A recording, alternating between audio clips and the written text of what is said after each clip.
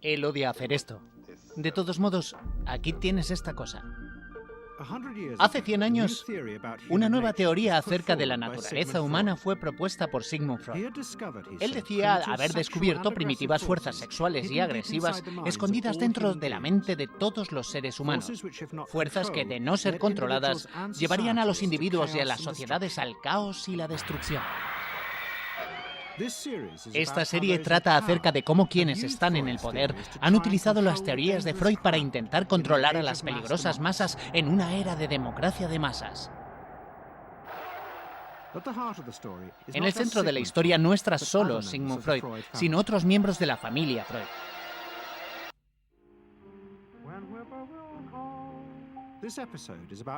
Este episodio trata sobre el sobrino americano de Freud, Edward Bernays. Bernays es casi desconocido en la actualidad, pero su influencia en el siglo XX es casi tan grande como la de sus tíos. Porque Bernays fue el primero en tomar las ideas de Freud sobre los seres humanos y usarlas para manipular a las masas.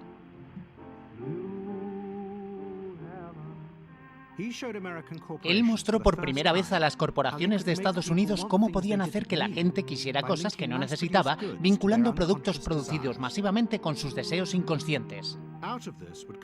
De aquí saldría una nueva idea política sobre cómo controlar a las masas. Satisfaciendo los deseos íntimos egoístas de la gente, se les hace más felices y, por tanto, dóciles. Fue el comienzo del yo consumista, que ha llegado a dominar nuestro mundo actual. El siglo del yo. Parte 1. Máquinas de felicidad. Viena. Las ideas de Freud sobre cómo funciona la mente humana han llegado a ser aceptadas por la sociedad, al igual que el psicoanálisis. Cada año, el Congreso de Psicoterapia se celebra en un gran palacio de Viena. Este es el Congreso de Psicoterapia. Vienen psicoterapeutas, algunos pacientes avanzados, vienen antiguos pacientes y muchas otras personas, amigos y también gente de la sociedad vienesa. Todos quieren venir y disfrutar de una agradable, elegante y acogedora velada. Pero no siempre fue así. Hace 100 años, las ideas de Freud eran odiadas por la sociedad vienesa. En aquel tiempo, Viena era el centro de un vasto imperio que dominaba Europa Central. Para la poderosa aristocracia de la corte de los Habsburgo, las ideas de Freud no solo eran embarazosas, sino que la sola idea de examinar y analizar los sentimientos privados de cada uno era una amenaza para su control absoluto. En aquel momento, esa gente tenía el poder. Y, por supuesto, uno no podía simplemente mostrar sus sentimientos privados. Quiero decir, no podía. Ya sabe, quiero decir que si uno no era feliz, por ejemplo, estás sentada en algún castillo de la campiña, no eres feliz, eres mujer. Una no podía ir con la criada y llorar en su hombro o ir a la ciudad y quejarse acerca de sus sentimientos. Era como venderse a alguien. No se podía. ¿Sabe? Porque debían respetarte. Ahora, Freud puso esa forma de pensar en cuestión. Porque para examinarte a ti mismo, debías cuestionarte muchas otras cosas. Tu sociedad, todo lo que te rodea, y eso no era bueno en esa época. Porque tu imperio, autocreado hasta cierto punto, hacía pedazos de algún modo. Pero lo que temían aún más los líderes del imperio era la idea de Freud de que en todos los seres humanos se escondían impulsos instintivos y peligrosos. Freud concibió un método que llamó psicoanálisis. Mediante el análisis de los sueños y la asociación libre, había desenterrado, decía, poderosas fuerzas sexuales y agresivas que eran reminiscencias de nuestro pasado animal, sentimientos que reprimíamos porque eran muy peligrosos. Freud concibió un método para explorar una parte oculta del hombre que ahora llamamos subconsciente. Es una parte totalmente desconocida para nuestra conciencia. Existe una barrera en nuestras mentes que previene que estos impulsos ocultos e indeseados del subconsciente emerjan. Buenas noches.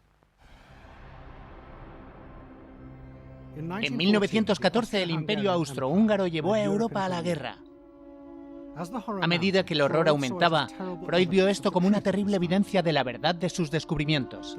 Lo más triste, escribió, es que es exactamente la forma que deberíamos esperar que la gente se comporte según nuestro conocimiento del psicoanálisis. Los gobiernos habían liberado las fuerzas primitivas en los seres humanos y nadie parecía saber cómo detenerlas.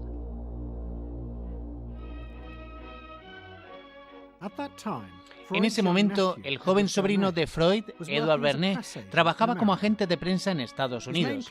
Su principal cliente era el famoso cantante de ópera Caruso, quien estaba de gira en los Estados Unidos.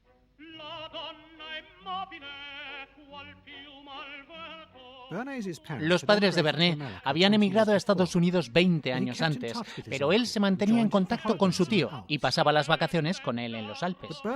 Pero Bernays iba a volver a Europa por una razón bien diferente. En la noche en que Caruso debutó en Toledo, Ohio, Estados Unidos anunció que entraría en guerra contra Alemania y Austria. Como parte del operativo de guerra, los gobernantes de Estados Unidos crearon un comité de información pública y Bernays fue empleado para promover los objetivos de los Estados Unidos en la prensa. El presidente Woodrow Wilson había anunciado que Estados Unidos no lucharía para restaurar los antiguos imperios, sino para llevar democracia a toda Europa. Bernays fue extremadamente hábil en promover esta idea tanto en su país como en el extranjero, y al final de la guerra se le solicitó que acompañara al presidente a la Conferencia de Paz de París. Entonces, para mi sorpresa, me pidieron que fuera con Woodrow Wilson a la Conferencia de Paz. Y a la edad de 26 años, estuve en París durante todo el tiempo que duró la Conferencia de Paz, en las afueras de París. Y trabajamos por hacer del mundo un lugar más seguro y democrático. Ese era el gran eslogan. El recibimiento de Wilson en París sorprendió a Bernays y a otros propagandistas estadounidenses. La propaganda había mostrado a Wilson como un liberador de la gente. Un hombre que había creado un nuevo mundo en el que el individuo sería libre. Lo habían convertido en un héroe de las masas. Mientras veía a la muchedumbre agolparse en torno a Wilson, Bernays comenzó a preguntarse si sería posible lograr semejante persuasión masiva, pero en tiempos de paz. Luego volví a Estados Unidos y decidí que si se podía usar propaganda para la guerra, ciertamente se podría usar para la paz. Propaganda llegó a ser una mala palabra debido a que los alemanes la usaban. Así que lo que hice fue intentar encontrar otra palabra, hasta que nos decidimos por consejero de Relaciones Públicas. Bernays volvió a Nueva York y creó una pequeña consejería de relaciones públicas en una pequeña oficina de Broadway. Era la primera vez que se usaba ese término. Desde finales del siglo XIX, Estados Unidos se había convertido en una sociedad industrial de masas con millones concentrados en las ciudades. Bernays se había propuesto encontrar el modo de manejar y modificar la forma en que estas nuevas masas pensaban y sentían. Para ello, acudió a los escritos de su tío Sigmund. Mientras estaba en París, Bernays envió a su tío una caja de habanos cubanos como regalo. A cambio, Freud le envió una copia de su Introducción General al Psicoanálisis. Bernays lo leyó, y la idea de fuerzas irracionales escondidas dentro de los seres humanos le fascinó. Se preguntó si podía hacer dinero manipulando el subconsciente. Lo que Eddie sacó de Freud fue la idea de que ocurren muchas cosas más en la toma humana de decisiones, no solo entre los individuos, sino mucho más importante, entre grupos. De ahí la idea de que la información guía el comportamiento. Así que Eddie empezó a formular esta idea. de que debíamos ver las cosas que afectan a las emociones irracionales, y eso lo colocó inmediatamente en una categoría diferente de la mayoría de la gente en su campo y de la mayoría de los responsables del gobierno y las administraciones de la época, que durante años pensaban que solo debían dar a la gente la información necesaria y que ellos se mirarían y dirían, por supuesto, y Eddie sabía que esa no era la forma en la que el mundo funcionaba. Bernays decidió experimentar con las mentes de las clases populares. Su experimento más espectacular consistió en persuadir a las mujeres de fumar. En aquel momento existía un tabú acerca de las mujeres fumadoras. Uno de sus primeros clientes, George Hill, presidente de la American Tobacco Corporation, le encargó a Bernays que investigara la forma de romperlo. Dijo que estaba perdiendo la mitad de su mercado, porque los hombres habían impuesto un tabú. Un tabú en contra de que las mujeres fumaran en público. ¿Puede hacer algo acerca de eso? Le dije que me permitiera pensarlo. Le pregunté si tenía su permiso para consultar a un psicoanalista para averiguar lo que significan los cigarrillos para las mujeres. Él me respondió, ¿cuánto me va a costar? Así que llamé al Dr. Brill. El Dr. Brill era un psicoanalista muy prestigioso en Nueva York en aquel entonces. ¿Por qué no llamaste a tu tío? Porque estaba en Viena. A. Brill fue uno de los primeros psicoanalistas de Estados Unidos. Por una importante suma, le dijo a Bernays que los cigarrillos simbolizaban el pene y el poder sexual masculino. Le dijo a Bernays que si podía encontrar algún modo de conectar los cigarrillos con desafiar al poder masculino, las mujeres fumarían, porque así tendrían sus propios penes. Cada año, Nueva York celebraba un desfile de Pascua al que acudían miles de personas, y Bernays decidió orquestar un evento allí. Encargó a un grupo de mujeres jóvenes que escondieran cigarrillos bajo sus ropas. Entonces se unirían al desfile y a una señal suya encenderían sus cigarrillos de modo ostentoso. Bernays informó a la prensa que había escuchado que un grupo de sufragistas se preparaban para protestar encendiendo lo que llamaban las antorchas de la libertad. Él sabía que causaría una conmoción y sabía que todos los fotógrafos estarían allí para captar este momento, y estaba preparado con la frase que era antorchas de la libertad. Así que ahí tenías un símbolo, mujeres jóvenes, debutantes, fumando un cigarrillo en público. Más una frase que implicaba que todos los que creían más o menos en esta clase de igualdad debían apoyarlas en el incipiente debate por las antorchas de la libertad. ¿Qué es lo que está en todas las monedas americanas? Es la libertad. Ella sujeta la antorcha. Ahí está otra vez la emoción. Hay recuerdos, hay una frase racional. Aunque está usando emociones irracionales, es una frase que funciona en un sentido racional. Todo eso junto. Así que al día siguiente, esto no solo estaba en los diarios de Nueva York, sino en todo Estados Unidos y el mundo. De ahí en adelante, la venta de cigarrillos a las mujeres comenzó a aumentar. Él lo había hecho socialmente aceptable con un solo acto simbólico. Lo que Bernays había creado era la idea de que si una mujer fumaba, esto la hacía más poderosa e independiente.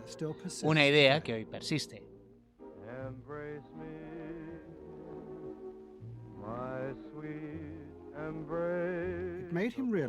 Esto le hizo ver que es posible persuadir a la gente de comportarse irracionalmente, vinculando productos con sus deseos y sentimientos emocionales.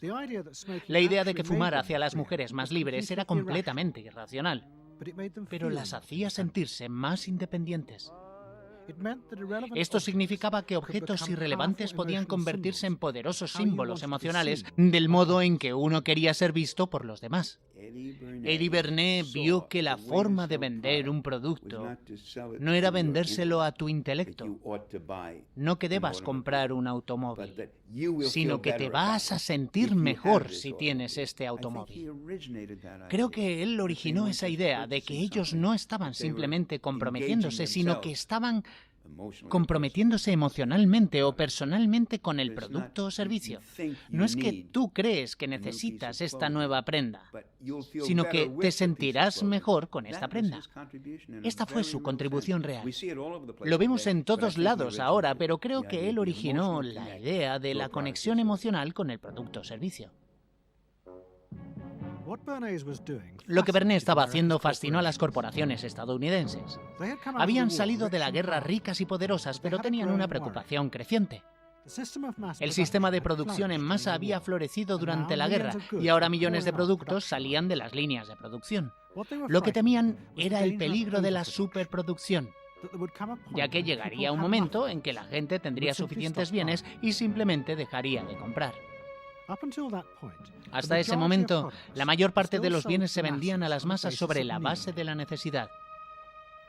Mientras los ricos llevaban mucho tiempo acostumbrados a los bienes de lujo, para los millones de americanos de la clase trabajadora los productos aún se anunciaban como necesidades. Bien como zapatos, medias o incluso coches, eran promocionados en términos funcionales como su durabilidad. El objetivo de los anunciantes era solo mostrar a la gente las virtudes prácticas del producto, nada más.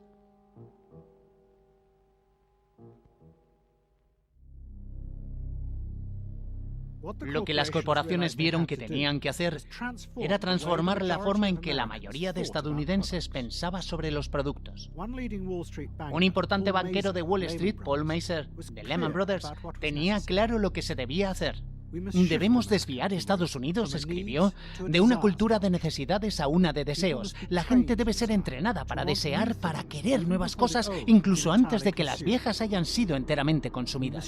Debemos moldear una nueva mentalidad en Estados Unidos. Los deseos del hombre deben eclipsar sus necesidades. Antes de esa época no había un consumidor estadounidense, sino un trabajador estadounidense, un propietario estadounidense, y ellos fabricaban, ahorraban y comían lo que debían, y la gente compraba lo que necesitaba.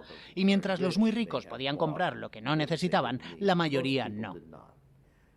Y la visión de Mazur rompió con eso, con que uno no tendría solo lo que necesitaba, sino lo que deseaba, en oposición a lo que solo se necesitaba. Y el hombre que se encargaría de cambiar esa mentalidad para las corporaciones sería Edward Bernays. Bernays realmente es el tipo dentro de los Estados Unidos, más que cualquier otro, que puso sobre la mesa esta teoría psicológica como una parte esencial para las corporaciones, acerca de cómo seducir a las masas de forma efectiva, y todo lo relacionado con la comercialización, la creación y ventas. Está listo para Sigmund Freud. Están listos para entender qué motiva a la mente humana. Así que se produce la apertura real a las técnicas de Bernays para vender productos a las masas. A comienzos de los años 20, los bancos de Nueva York financiaron la creación de cadenas de grandes almacenes en todos Estados Unidos. Iban a ser los distribuidores de los artículos producidos en masa. El trabajo de Bernays consistía en crear un nuevo tipo de cliente. Bernays empezó creando muchas de las técnicas de persuasión masiva en el consumidor con las que convivimos hoy en día. Trabajaba para William Randolph Hearst, promocionando sus nuevas revistas para mujeres. Bernays les dio glamour publicando artículos y anuncios que asociaban productos de otros clientes suyos con estrellas de cine famosos como Clara Bow, que también era cliente suya. Bernays también comenzó con la publicidad indirecta en las películas. Vistió a los artistas en las premiers con ropa y joyas de otras firmas que él representaba. Decía ser el primero en decirles a los fabricantes de coches que podían venderlos como símbolos de la sexualidad masculina. Empleó psicólogos para que hicieran informes que dijeran que ciertos productos eran saludables y después los presentaba como estudios independientes. Organizaba desfiles de modas en grandes almacenes y pagaba a las famosas para que repitieran un mensaje nuevo y fundamental. Tú quieres cosas no solo porque las necesitas, sino para expresar la esencia de tu yo interior a los demás.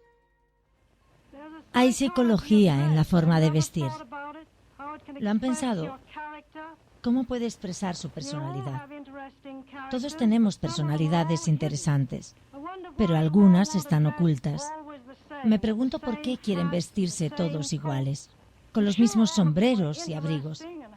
Estoy segura de que todos son interesantes y que hay cosas maravillosas acerca de ustedes.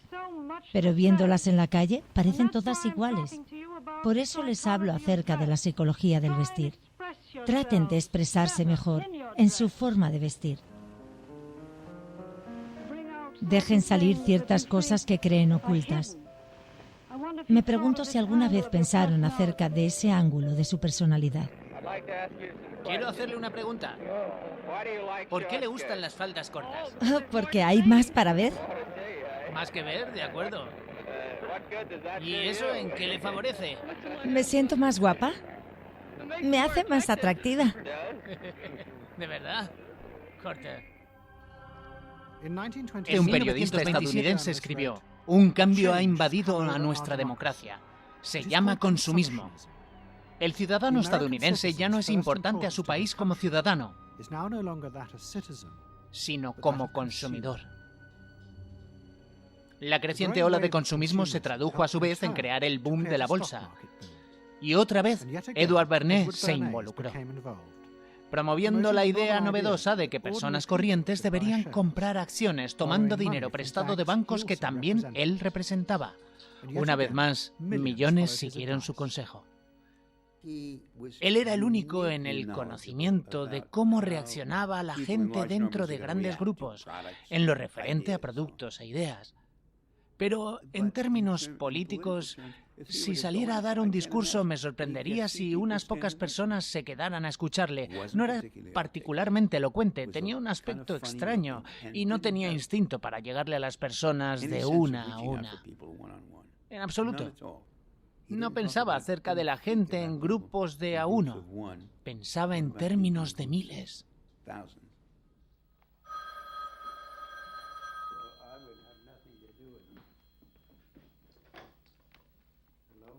Bernays pronto se hizo famoso como el hombre que entendía la mente de la masa. Y en 1924 el presidente contactó con él. El presidente Coolidge era un hombre tranquilo y nacional y se había convertido en un chiste nacional. La prensa lo mostraba como una figura aburrida. La solución de Bernays fue hacer con él exactamente lo mismo que había hecho con los productos. Persuadió a 34 estrellas famosas de cine a visitar la Casa Blanca. Y por primera vez se vinculó la política con las relaciones públicas. Alineé a estas 34 personas y dije: ¿cómo te llamas? Él dijo: Al Johnson. Y dije: señor presidente, Al Johnson. Al día siguiente, cada periódico de Estados Unidos decía en su portada: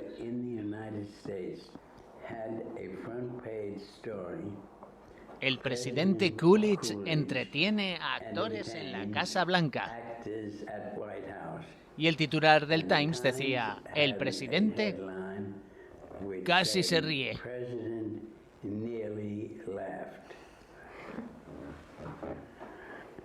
Y todos fueron felices. Pero mientras Bernays se hacía rico y poderoso en Estados Unidos, en Viena su tío se enfrentaba al desastre.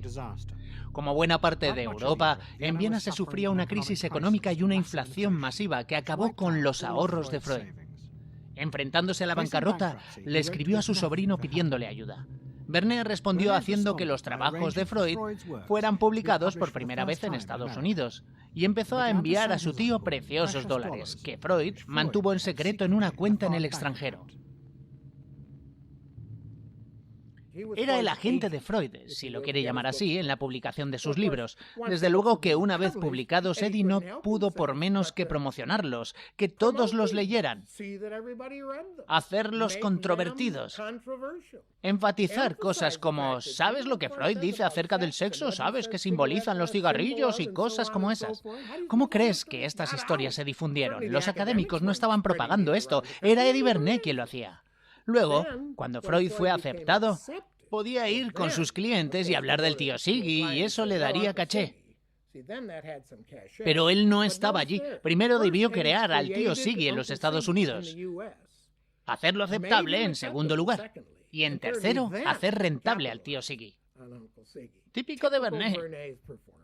Bernays también sugirió que Freud se promocionara a sí mismo en los Estados Unidos. propuso a su tío escribir un artículo para Cosmopolitan, revista que Vernet representaba, titulado El lugar mental de una mujer en el hogar. Freud estaba furioso, decía que tal cosa era impensable. Era vulgar y de todos modos odiaba a América. Freud se estaba volviendo cada vez más pesimista acerca de los seres humanos. A mediados de los años 20 pasaba los veranos en los Alpes. A veces permanecía en un viejo hotel para descansar en Berchtesgaden. Ahora está en ruinas. Freud empezó a escribir sobre los comportamientos de los grupos, sobre lo fácil que las fuerzas inconscientes y agresivas de los seres humanos pueden ser activadas cuando se encuentran en grupos. Freud creía que había subestimado los instintos agresivos en los seres humanos. Eran mucho más peligrosos de lo que originalmente había pensado. Después de la Primera Guerra Mundial, Freud estaba realmente pesimista. Tenía la sensación de que el ser humano era una criatura imposible, muy sádica y muy mala especie. Y no creía que el hombre pudiera mejorar. El hombre es un animal feroz, el animal más feroz que existe. Se divierte torturando y matando. No le gustaba el ser humano. La publicación de la obra de Freud en Estados Unidos tuvo un efecto extraordinario entre los periodistas e intelectuales en los años 20. Lo que les fascinaba y horrorizaba era el retrato que Freud mostraba sobre las emergentes fuerzas peligrosas que se encontraban bajo la superficie de la sociedad moderna. Fuerzas que podían emerger fácilmente y contagiarse a las masas con el poder para destruir incluso gobiernos. Eso fue lo que pensaba sucedió en Rusia. Para muchos, esto significaba que uno de los principios fundamentales de la democracia estaba equivocado, creer que se podía confiar en los seres humanos en la toma de decisiones sobre bases racionales. El destacado escritor político Walter Lippmann argumentó que si los seres humanos están realmente dirigidos por fuerzas irracionales inconscientes, entonces es necesario replantearse la democracia. Lo que se necesitaba era una nueva élite que se pudiera ocupar de lo que él llamó el rebaño descarriado. Esto se haría a través de técnicas psicológicas que controlarían los sentimientos inconscientes de las masas. Así que aquí tienes a Walter Lippmann, probablemente el pensador político más influyente de los Estados Unidos, que esencialmente está diciendo que el mecanismo fundamental de la mente de las masas no es razonable, es irracional, es animal. Él creía que la muchedumbre en la calle, la gente corriente que ves normalmente, es gente que no se guiaba por su mente, sino por su médula espinal. El concepto de esta clase de impulsos animales, impulsos inconscientes e instintivos, funcionando por debajo de la superficie de la civilización, de modo que empezaron a fijarse en la ciencia psicológica como modo de entender los mecanismos mediante los que funcionaba la mente común, específicamente con el objetivo de averiguar el comportamiento, los mecanismos y estrategias necesarias para el control social. Edward Bernays estaba fascinado por los argumentos de Lippmann y también los vio como una forma de promocionarse a sí mismo, utilizándolos. En los años 20 comenzó a escribir una serie de libros en los que argumentaba que él había desarrollado las mismas técnicas que Lippmann estaba demandando, estimulando los deseos íntimos de la gente y después asociándolos a productos de consumo. Había creado una nueva forma de dirigir el pensamiento irracional de las masas. La llamó la ingeniería del consentimiento. La democracia para mi padre era un maravilloso concepto, pero no creo que él pensara que toda esa gente de ahí fuera tuviera un criterio fiable. Ellos podrían fácilmente votar a la persona equivocada o querer cosas indeseables. Así que deberían ser dirigidos desde arriba. Esencialmente, eso es el despotismo. Apelando a sus deseos, a sus inquietudes desconocidas, eso es lo que pensaba. Entonces, puedes aprovecharte de sus deseos más profundos o de sus miedos más profundos y utilizarlo para tu propio beneficio. Y entonces, en 1928 llegó al poder un presidente que estaba de acuerdo con Bernays. El presidente Hoover fue el primer político en defender la idea de que el consumismo debía convertirse en el motor principal de la vida americana. Después de ser elegido, le dijo a un grupo de anunciantes y de relaciones públicas: habéis asumido la responsabilidad de crear deseo y de transformar a la gente en máquinas de felicidad en constante movimiento. Máquinas que serán la clave para el progreso económico. Lo que estaba comenzando a surgir en los años 20 fue una nueva idea de cómo poner en funcionamiento la democracia de masas. En el centro estaba el yo consumista, que no solo haría que la economía funcionara, sino que sería feliz y dócil, creando así una sociedad estable. El concepto de Bernet y Lippmann de manejar a las masas tomó la idea de la democracia y la convirtió en un paliativo. La convirtió en dar a la gente un tipo de medicamento para hacerles felices y que pueda responder a un dolor inmediato o un viaje inmediato, pero sin alterar las circunstancias objetivas que las causan. Quiero decir, la democracia realmente, la idea de la democracia en su origen, trataba de cambiar las relaciones de poder que habían gobernado el mundo durante tanto tiempo. Y el concepto de democracia de Bernet era el de mantener esas relaciones de poder, incluso si ello significaba que fuera necesario sobreestimular las vidas psicológicas de la gente. De hecho, en su mente eso era lo necesario. Pero si puedes seguir estimulando el yo irracional, los dirigentes básicamente pueden seguir haciendo lo que quieran. Bernet se había convertido en una de las figuras centrales en las élites de los negocios que dominaban la sociedad estadounidense y la política en los años 20. También se hizo inmensamente rico y vivía en varias habitaciones de uno de los hoteles más caros de Nueva York, donde daba frecuentes fiestas. ¡Oh, Dios mío!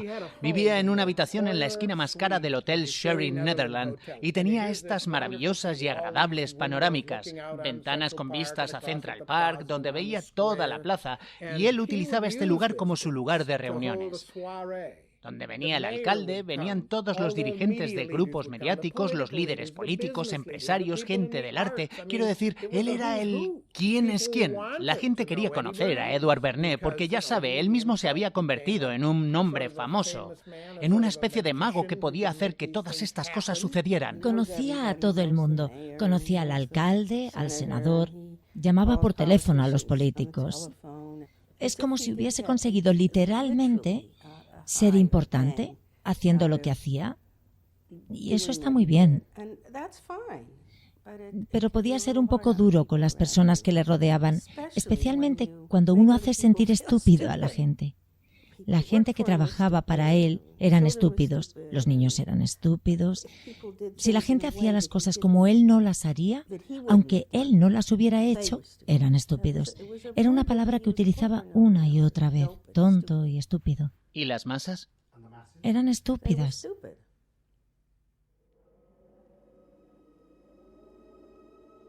Pero el poder de Bernet estaba a punto de ser destruido de forma dramática, y por un tipo de irracionalidad humana sobre el que nada podía hacer por controlar. A finales de octubre de 1929, Bernet organizó un evento nacional gigantesco para conmemorar el 50 aniversario del invento de la bombilla. El presidente Hoover, los dirigentes de las principales empresas y banqueros como John Rockefeller fueron invitados por Bernet para celebrar el poder de las empresas estadounidenses. Pero antes incluso de que se reunieran, llegaban noticias sobre el caos en la bolsa de Nueva York, que comenzaba a derrumbarse catastróficamente. A lo largo de los años 20, los especuladores habían pedido prestados miles de millones de dólares. Los bancos habían fomentado la idea de que esta era nueva, donde las crisis de mercado eran cosa del pasado. Pero estaban equivocados. Lo que estaba a punto de pasar era el mayor desplome de la bolsa que había ocurrido en la historia. Los inversores entraron en pánico y empezaron a vender cegados por la histeria, sin poder esperar respaldo alguno de los banqueros ni de los políticos. Y el 29 de octubre de 1929 el mercado se desplomó.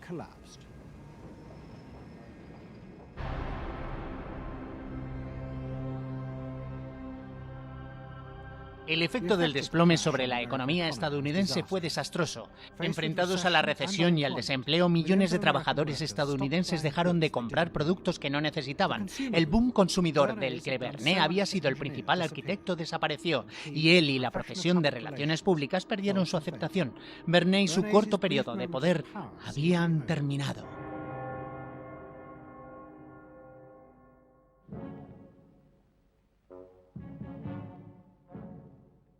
El efecto del desplome de Wall Street en Europa también fue catastrófico. Intensificó la creciente crisis económica y política en las nuevas democracias. Tanto en Alemania como en Austria estallaron violentas batallas en las calles entre grupos armados de distintos partidos políticos. Como comentamos al principio, Freud, que sufría un cáncer de mandíbula, se retiró de nuevo a los Alpes. Escribió un libro llamado El malestar en la cultura. Era un poderoso ataque a la idea de que la civilización es una expresión del progreso humano. En su lugar, decía Freud, la civilización fue realmente construida para controlar las peligrosas fuerzas animales del interior de todos los seres humanos. Lo que estaba implícito en el argumento de Freud es que la idea de la libertad del individuo, que es la base de la democracia, era imposible. A los seres humanos no se les debía permitir nunca expresarse libremente, porque era demasiado peligroso. Deben estar siempre controlados y, por lo tanto, siempre estar descontentos. El hombre no quiere ser civilizado. La civilización significa estar descontento, pero esto es necesario para sobrevivir. Si no, no podría sobrevivir, así que tiene que estar descontento, porque es el único modo de que permanezca dentro de unos límites. ¿Qué pensaba Freud sobre la idea de la igualdad del ser humano? Él no creía en eso. Teníamos 32 partidos, y Hitler dijo que mientras todos estos partidos no desaparecieran, no habría Alemania, y era verdad. No podemos tener 32 partidos, así que esta sola persona puso punto final a esta comedia. Freud no estaba solo en su pesimismo. Políticos como Adolf Hitler eran de la gran desesperación en la democracia durante los años 20. Los nazis estaban convencidos de que la democracia era peligrosa porque liberaba el egoísmo individualista, pero no tenían medios para controlarla. El partido de Hitler, el nacionalsocialista, se presentó a las elecciones prometiendo en su campaña de que acabarían con la democracia, debido al caos y al desempleo al que les había llevado. Los partidos democráticos prometieron un cielo en la tierra.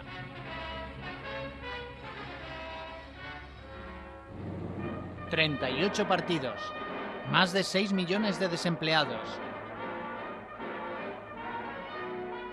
En marzo de 1933, el Partido Nacional Socialista se alzó con el poder en Alemania y procedieron a crear una sociedad que controlaría a los seres humanos de una manera diferente. Una de sus primeras tareas fue tomar el control de las empresas. El plan de producción sería en el futuro realizado por el Estado. El libre mercado era demasiado inestable, como había demostrado el desplome de Estados Unidos. El tiempo de ocio del trabajador también sería planificado por el Estado mediante una nueva organización llamada Fuerza mediante la Felicidad. Uno de sus lemas era servicio, no egoísmo.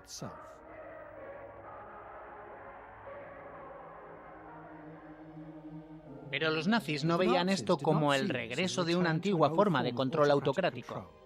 Era una forma alternativa a la democracia en la que los sentimientos y deseos de las masas aún eran importantes, pero que serían canalizados de tal forma que mantendrían a la nación unida. Al mando, auspiciando esto, estaba Joseph Goebbels, el ministro de propaganda. Puede parecer una buena idea mantener el poder mediante las armas, pero es mucho mejor si ganas el corazón de la nación y mantienes su afecto. Goebbels organizó inmensas demostraciones públicas cuya función, decía, era la de influir en la mentalidad del pueblo hacia la unidad de pensamiento, de sentimiento y de deseo. Una de las inspiraciones, según contó a un periodista americano, fueron los escritos del sobrino americano de Freud, Edward Bernays. En su trabajo maestro sobre psicología, Freud describía cómo la aterradora irracionalidad que existe dentro de los seres humanos puede emerger en tales grupos. Las profundas o lo que él llamó libidinosas fuerzas del deseo son entregadas al líder, donde los instintos agresivos son liberados contra aquellos ajenos al grupo. Freud escribió que esto era una advertencia, pero los nazis internacionalmente estaban alentando estas fuerzas porque creían que podían dominarlas y controlarlas.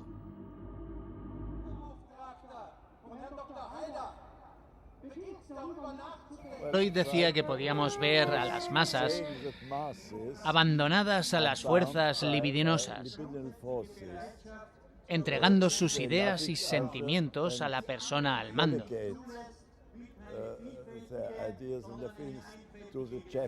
¿Cuáles son las fuerzas libidinosas? ¿Perdón? ¿Cuáles son las fuerzas libidinosas? Bueno, las fuerzas del amor.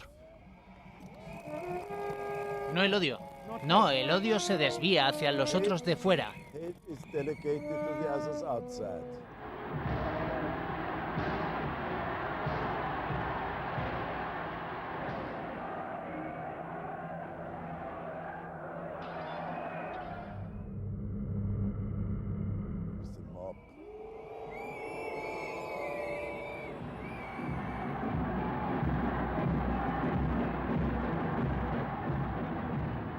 Podía verlo desde lejos y al levantar la mirada hacia arriba, la avenida, a centenares de miles de personas cuando pasaba Hitler.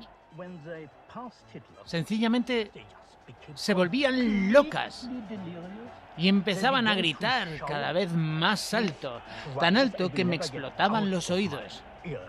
¡Heil! ¡Sí, Heil! De forma demente. Y aquí es donde tuve la confirmación de cómo estas fuerzas irracionales, fuerzas incontroladas en Alemania, en los alemanes, habían hecho erupción, habían estallado, se estaban extendiendo, continuaban implacables.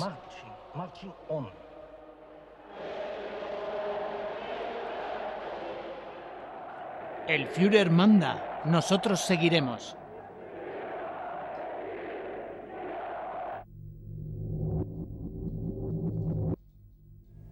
Las masas y su comportamiento.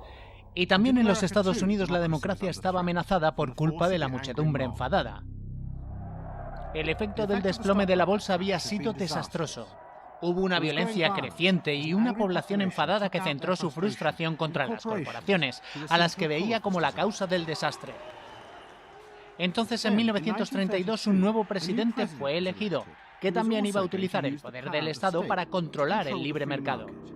Pero su meta no era destruir la democracia, sino fortalecerla. Y para hacer esto iba a desarrollar una nueva forma de tratar con las masas. Estoy preparado por mi deber constitucional para recomendar las medidas que una nación golpeada en medio de un mundo golpeado pueda requerir. Pero en el caso de que la emergencia nacional sea aún crítica, no evadiré el rumbo claro del deber que entonces tendré que afrontar. Pediré al Congreso el único elemento que queda para afrontar la crisis: poder ejecutivo total.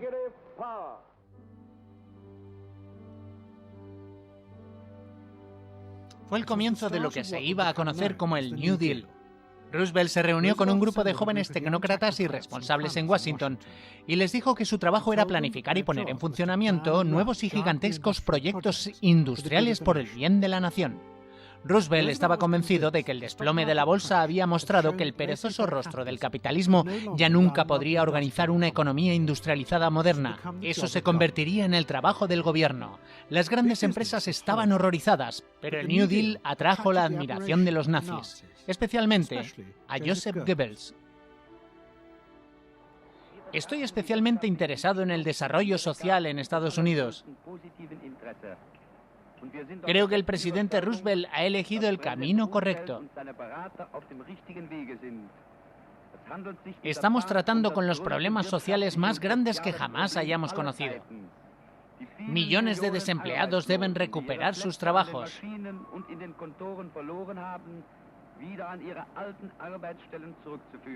Y esto no puede dejarse en manos de la iniciativa privada. Es el gobierno el que tiene que afrontar el problema.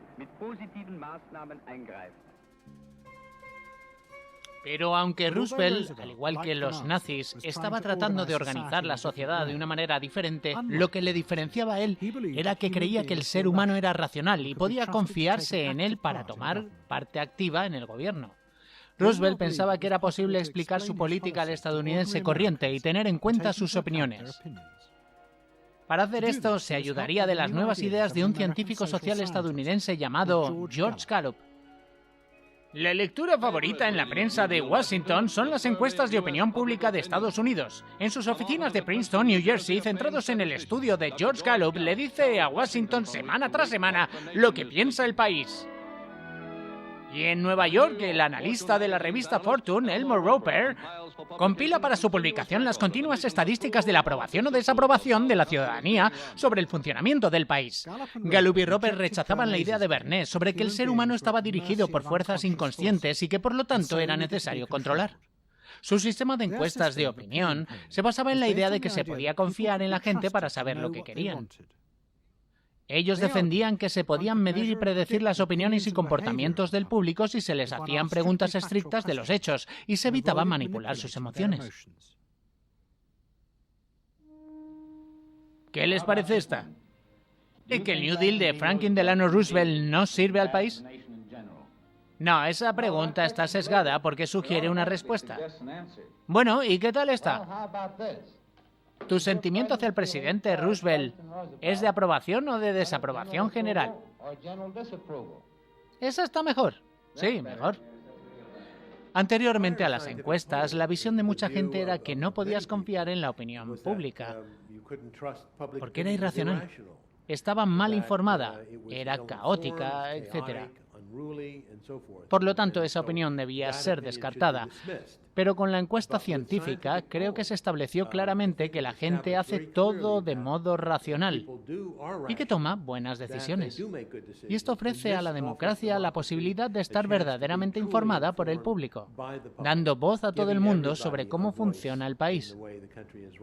Sé que mi padre no decía necesariamente que la voz de la gente es la voz de Dios, pero sí que apreciaba mucho la voz de la gente, que era racional y debía ser escuchada. Lo que Roosevelt estaba haciendo era forzar una nueva conexión entre las masas y los políticos. Habían dejado de ser consumidores irracionales y que eran manejados por la satisfacción, sus deseos, y en su lugar eran ciudadanos sensibles que podían tomar parte en el gobierno de la nación. En 1936 Roosevelt se presentó a la reelección. Prometió un mayor control sobre las grandes empresas. Para las corporaciones esto fue el comienzo de una dictadura. Roosevelt interfiere en la iniciativa privada y está llevando al país hacia una deuda que durará generaciones. La manera de conseguir recuperarse es dejar solas a las empresas. Pero Roosevelt fue triunfalmente reelegido. Parece, amigos míos, que realmente esta vez ha sido una victoria aplastante. Un momento, por favor. Gracias de nuevo. Les diré que espero verles pronto a todos de nuevo. Les saludo afectuosamente. Buenas noches. Enfrentados a esto, las empresas decidieron contraatacar para retomar su poder en Estados Unidos. En el corazón de la batalla estaría Edward Bernays y la profesión que había inventado, las relaciones públicas.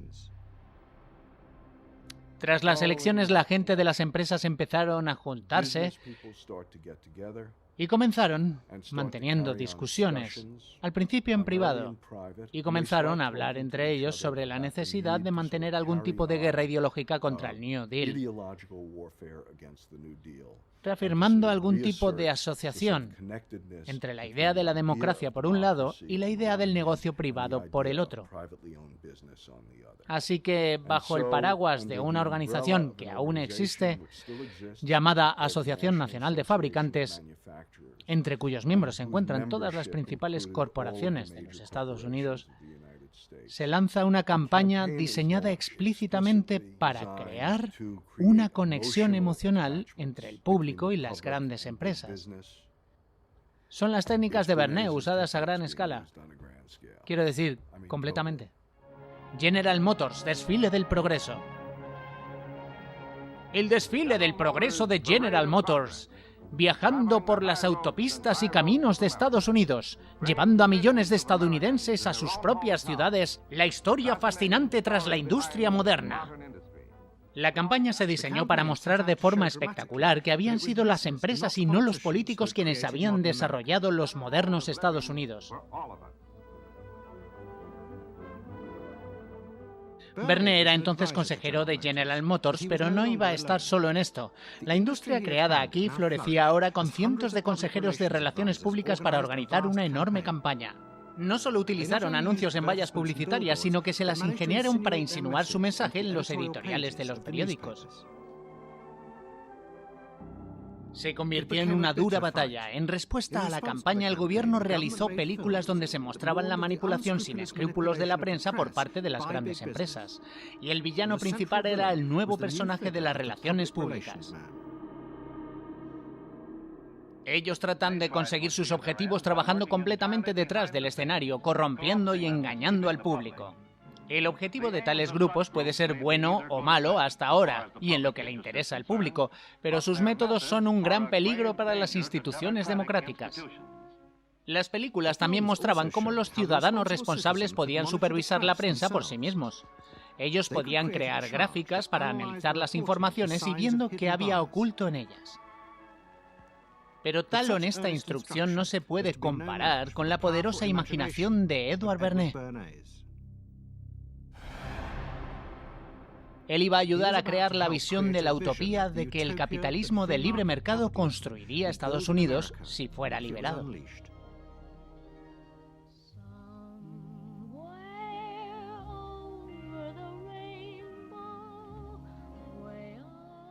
En 1939, Nueva York organizó la Feria Mundial. Edward Bernays era el asesor principal. Él insistió en que la idea sería la conexión entre la democracia y las empresas de Estados Unidos.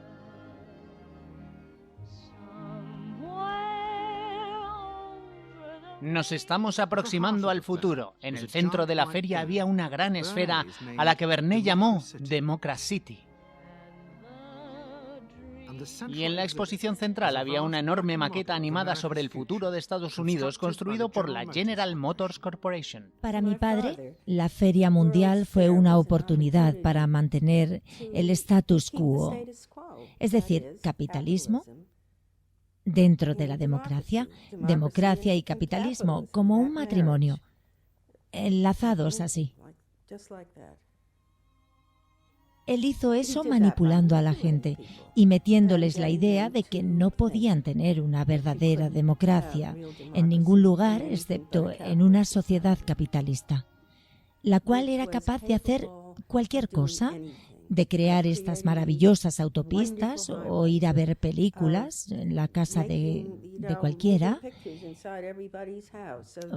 teléfonos que no necesitaban cables, coches deportivos. Quiero decir, era consumismo. Pero al mismo tiempo insinuaba de un modo divertido que la democracia y el capitalismo estaban unidos. La Feria Mundial fue un éxito extraordinario y capturó la imaginación de los Estados Unidos. La visión que mostraba era una nueva forma de democracia, en la que las empresas respondían a los deseos íntimos de la gente de un modo que los políticos nunca podrían hacer. Pero era una forma de democracia que dependía de tratar a la gente no como a ciudadanos activos, como hizo Roosevelt, sino como consumidores pasivos. Porque esta, creía Bernays, era la clave para el control de una democracia de masas. No es que la gente estuviera al mando, sino que los deseos de la gente estaban al mando. La gente no está al mando, la gente no toma decisiones sobre el poder en este entorno. Por lo tanto, la democracia es reducida desde algo que se supone una actividad de la ciudadanía a la idea del aspecto público de los consumidores, dirigido fundamentalmente por deseos instintivos e inconscientes. Y si de hecho puedes activar estas necesidades y deseos, conseguirás lo que quieras de ellos. Pero esta lucha entre las dos visiones de los seres humanos, ya fuera la racional o la irracional, se iban a ver espectacularmente afectados por acontecimientos en Europa, eventos que cambiarían también el destino de la familia Freud. En marzo de 1938 los nazis se anexionan Austria. Se le llamó el Anschluss. Hitler aterriza en Viena y es recibido con extraordinaria adulación por parte de las masas. Pero incluso cuando está atravesando la ciudad entre bastidores, los nazis estaban sistemáticamente estimulando y desencadenando el odio de la multitud contra los enemigos de la nueva Gran Alemania. La anexión fue un tipo de explosión de odio contra los enemigos. Los llamados enemigos, o los que se tenían por enemigos, contra los judíos totalmente. Y también contra muchos jóvenes austriacos. Jóvenes que se habían opuesto a los nazis en Austria. Dijeron que estaba legitimado, así que podías hacer lo que quisieras. Y es lo que hicieron: saquear, robar, matar. Podías hacer lo que quisieras. La depravación humana, por supuesto, está siempre muy cercana a la normalidad. Puede cambiar muy deprisa.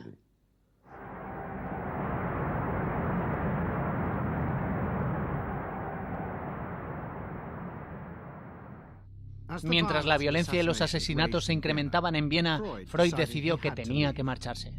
Su objetivo era ir a Gran Bretaña, pero sabía que allí, al igual que en otros muchos países, se estaba negando la entrada a la mayoría de refugiados judíos. Pero la ayuda le llegó de parte del líder del psicoanálisis en Gran Bretaña, Ernest John. Él estaba en el mismo club de patinaje que el secretario de Estado, Sir Samuel Howell, y Jones persuadió a Howell para que le expidiera a Freud un permiso de trabajo. Y en mayo de 1938, Freud, su hija Anna y otros miembros de su familia se mudaron a Londres.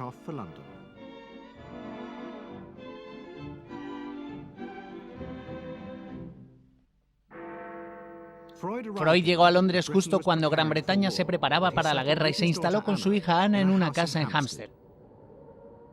Pero el cáncer de Freud en esos momentos había avanzado mucho y en septiembre de 1939, solo 3 semanas después del comienzo de la guerra, murió.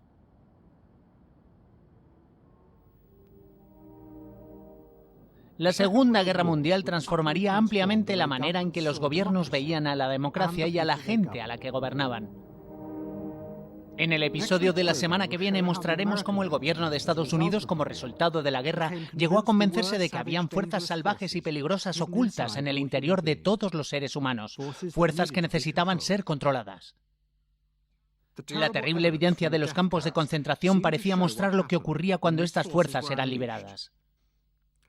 Y los políticos y pensadores en los Estados Unidos de la posguerra llegaron a creer que oculto bajo la superficie de su propia población estaban las mismas peligrosas fuerzas. Y se volvieron hacia la familia de Freud para ayudarles a controlar este enemigo interior.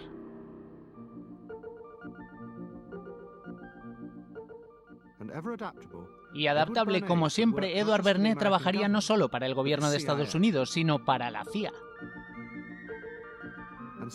Y la hija de Sigmund Freud, Anna, quien también llegaría a ser poderosa en los Estados Unidos, porque ella creía que la gente podía controlar completamente las fuerzas irracionales dentro de ellas.